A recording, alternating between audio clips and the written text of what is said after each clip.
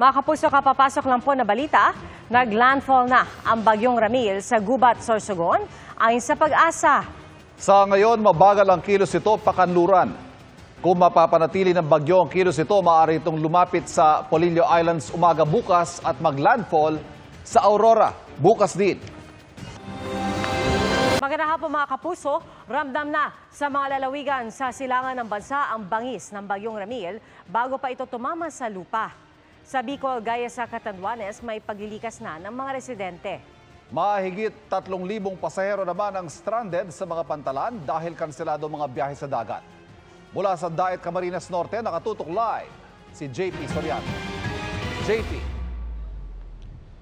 Ivan, Pia, pabugso-bugso na ang malalakas na ulan at malakas na hangin dito sa ating kinalalagyan sa isang bahagi ng Daet, Camarines Norte, pero mas ramdam yan sa mga probinsyang kalapit dito na ayon sa Pag-asa ay dadaanan ng bagyong Ramil.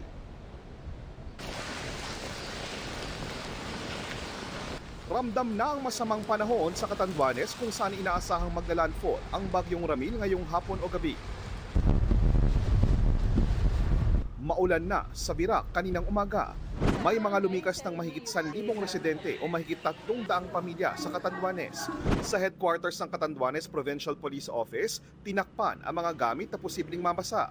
Hinarangan din ang mga pinto at bintana na maaaring mabasag. Nagpulong at nag-inspeksyon din ng mga rescue equipment ang mga provincial at municipal DRRMO sa iba't ibang bayan sa lalawigan tulad sa Viga. Naghanda rin ng rescue team ang Coast Guard sa iba't ibang bahagi ng Bicol. Sa Sorsogon, inilagay sa mataas na lugar ang mga bangka dahil kanselado ang biyahe sa Matinog Port. Maraming sasakyang stranded. Kahapon pa suspendido ang paglalayag sa Bicol Region. Sa pinakahuling ulat ng Coast Guard District Bicol kanina tanghali, stranded sa 18 pantalan sa rehiyon ang mahigit 3,000 pasahero, mahigit 1,000 rolling cargo, 6 na vessels at 2 motorbangka. Mahigit 30 sasakyang pandagat pa ang pansamantalang sumisilong. Sa Albay, kahapon pa nagsagawa ng preemptive evacuation sa ilang bayan gaya sa Piodoran. Wala ring bangkang pumalaot sa Daet, Camarines Norte sa utos ng Coast Guard Camarines Norte kahapon. Kaya apektado ang mga mangingisda na sa pagpalaot lang umaasa ang kaunting biyaya ng dagat.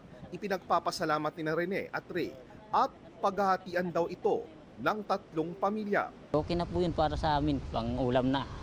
Para kahit papano, mabsa ng hindi kami mamumroblema ng panggabihan. Taga-coastal barangay si Rene, kaya pinaghahandaan na rin nila ang gagawing preemptive evacuation. Malakas ang buhos ng ulan sa Daet ngayong hapon. Halos wala na rin makita sa daan nang ikutin namin ang bayan.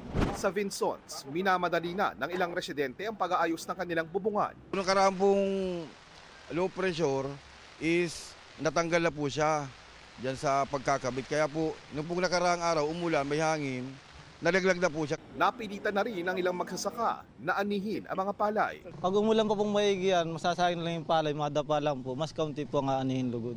Inunahan na po namin maharbisin. Binabantayan ng PDRRMO ng Camarines Norte ang mga bayang madalas bahain. Yung threat nito, yung tubig, yung ulan, dadalhin ng tulan nito. Hindi natin inaalis yung possibility nga by late afternoon and early morning by tomorrow, doon na yung ng ulan, doon ang buhos ng ulan.